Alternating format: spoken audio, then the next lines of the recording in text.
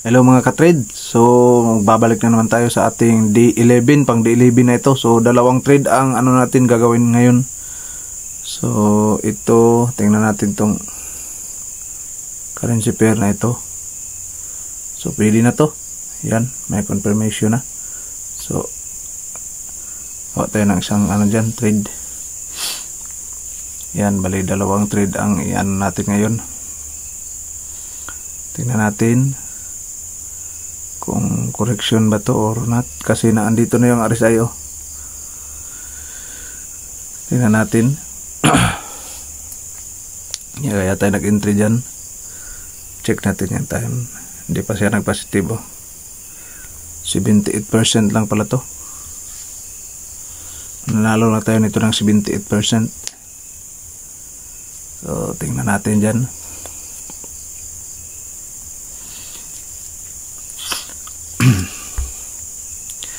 So, gagawa tayo ngayon ng dalawang trade para eksakto maging $20, tapos mag-upgrade na naman tayo ng ating bit natin. Kasi 18.22 na tayo. So, sa ngayon, nag-bit tayo ng $2, so 16.22. So, di pa rin mga ka-trade. Time, 25 seconds. Hindi pa nag-positive ang natin. Ayan. Tingnan natin kung aabot ba tayo. Aabot yata siguro yan. Tingnan natin. Hindi pa rin, 8, 7, 6, 5, 4. Aabot siya yata. 3, 2, 1. Ayun. Umaabot talaga. Ayun. Yung first win natin.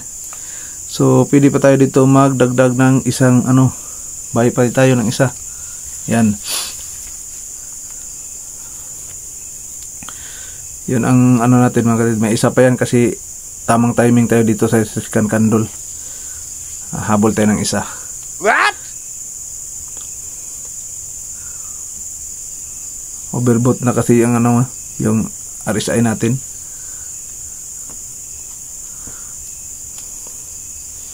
Tingnan natin.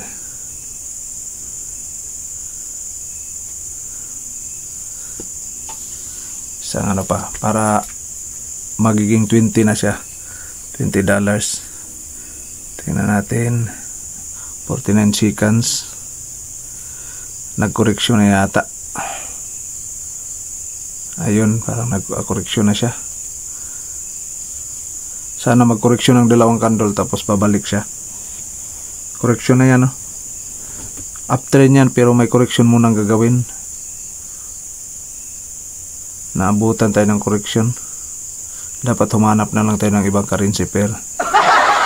Try natin kung kaabot pa ba. 16 seconds na lang. Hindi na yan naabot. Yan, last.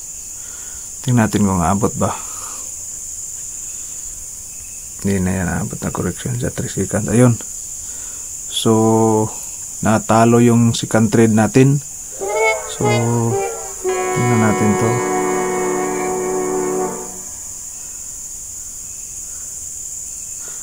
So, di na lang siguro tayo lilipat ng dito tayo. Mag-sell tayo ng dalawa dito. Yan.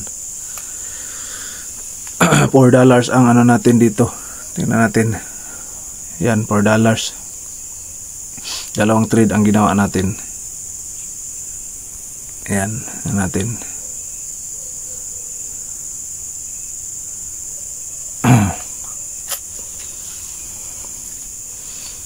Yan natin.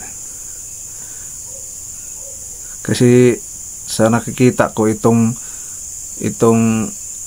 green na ito, correction lang to. Downtrend pa rin ang niya kasi downtrend to Itong dalawa downtrend.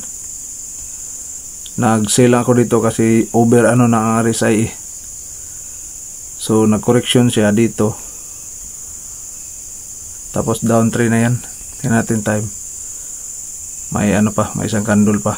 37 seconds. Pero positive na tayo. Yan. Yan, na yan. Sigurado na yan, sure na yan. 21 seconds. Yan.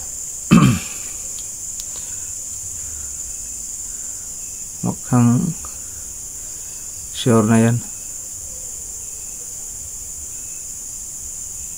Ayan, tingnan natin. Time check. 4 second to 1. O, ayan. Yun. So, 20.90. So, ito yung pang D11 natin mga katrade. So, yung balance natin, kung makikita nyo, so, 20.90.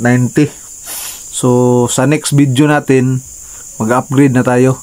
So, gagawin na natin $3 every trade natin. So, ayun. Ito, gagawin na natin $3 to. Ito. Yan. $3 natin. So, kung pwede, ang ano natin mga ka-trade, responsible trading kasi ito. So, ang ginagawa natin, yun lang. Kumbaga, iwasan natin ang maging greedy. So, tingnan mo, ang ano natin, kasi, kung makikita nyo, 1 minutes and 30 seconds lang yung trade natin. Pwede naman tayong gagawa ng ng trade. Palagay natin trade tayo sa isang araw ng bali gagawa tayo ng 3 session sa isang araw, pero ang ginawa natin isang araw, isang session lang. So, kasi tutorial ito kung paano maging isanay mo yung sarili mo, yung responsible trading, na huwag kang addict sa sa trading. So, kaya itong ginagawa natin, ganito ang style natin. So, nag-start tayo dito sa $5. So, within 11 days, naging 20 na siya. So, meaning, nag-times 100%, 300% na yung natin, yung capital natin. So, kung makikita nyo mga ka-trade, may mga talo naman tayo. Hindi naman yan pwedeng hindi matalo. Ito yung natin, Ito yung trade natin ngayon ang ginawa. Ayan, kung makikita nyo mga ka-trade. Ito yung previous natin. Kung makita nyo yung previous natin, isang trade lang ginawa natin, Yan lang. So, yan, makikita nyo sa history natin. Kasi ang history, hindi naman yan, di mo madidelete ang history niyan. Ang history. So, ito, yan, nanalo tayo dito. Dito, nanalo tayo. Tapos dito, isang talo natin. So, panalo. So, ang nagawa nating trade ngayon is 4. Ito. Isang currency pair lang ang ginawa natin. So, isang panalo natin, 3 talo. Ito yung panalo natin. Ito. Yan. Ito yung talo natin, Yan. So, yan. Makikita mo sa history. So, 4 na trade ang ginawa natin ngayon. So, yun lang ang natin mga ka-trade. Responsible trading. So, sa bidyong ito kasi, kaya ginawa ko itong challenge na ito, $5 challenge. Kumbaga, pinapakita ko lang kung paano palaguin ang kapital mo. So, a minimum of $5 or 288. Sa ngayon, naging $20 na. Kumbaga, times 300% na yung kapital natin. So, kumbaga dito, pinapakita ko kung nakaya nating palaguin ang pera natin dito. So, kung may puhunan tayo na 5,000 dito. So, within 11 days, nagiging 20,000 na siya. So, yun lang ang pinapakita ng bidyong ito mga trade. Tapos, nagtuturo din tayo ng mga tutorial. Nagtutorial din tayo kung paano ang tamang pag-entry, at ang mga ito mga indicator. So, entry point, tamang entry point. So, yun lang mga ka-trade. So, kita-kita tayo sa day 12. So, pang D11 natin ito. So, sundan nyo lang mga ka-trade. Sabayan nyo lang ako kung sa natin, $5 challenge, kung saan to aabot ng $5 challenge natin. So, maraming salamat mga ka-trade.